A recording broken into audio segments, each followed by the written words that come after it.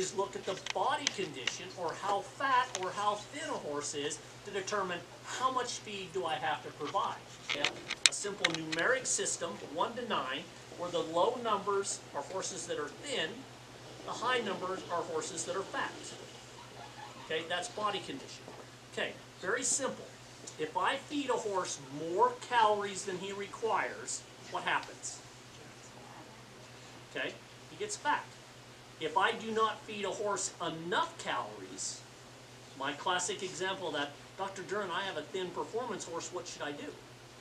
Well, of course, I go through any potential disease or injury or all that. Well, what's ticking around in the back of my head? Feed it. Okay, it needs more calories than you're providing it. Increase the amount of calories that's going in. So, very simple body condition system. So, where do we look? We look at different parts of the body to determine body condition. One of the main areas that we look for is the neck.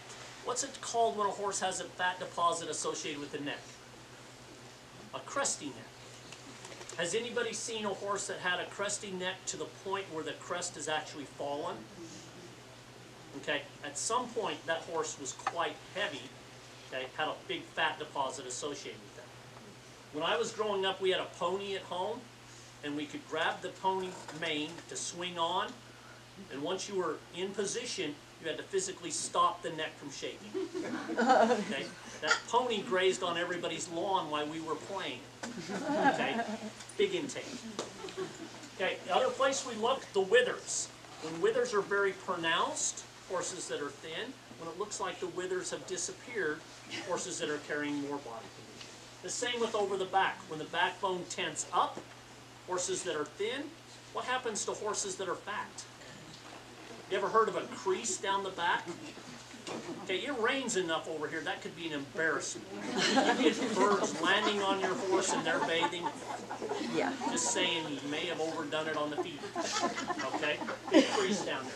We look at the flank, the inner thigh, the tail head. That's a very good place to palpate for a fat deposit. Behind the shoulder, classic spot. You can feel they have a fat deposit there. One of the most visual places is the ribs. If you can see the ribs, if you can feel the ribs, those are horses that are thinner. What if you've got a horse that you're pretty sure was born with ribs, but haven't seen them recover? Yours is bad. Okay, again, horses that are too thin. Okay, 1 to 9. So this is a body condition score of 2. You can clearly see the ribs. You can see a very pronounced wither, no fat deposit associated with the neck. The bones of the pelvic area and the shoulder are visible. No muscle deposit over the hindquarters. Okay, if you were going to look at that horse in real life, it would probably look like that. Okay, for a performance horse, too fat, too thin, or just right? Too thin.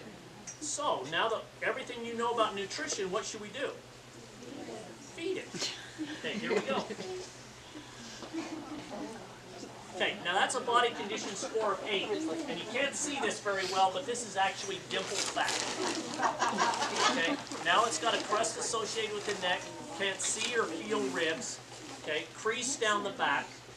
For a performance horse, too fat, too thin, or just right? Too fat. Okay, now you want to see one fatter than that?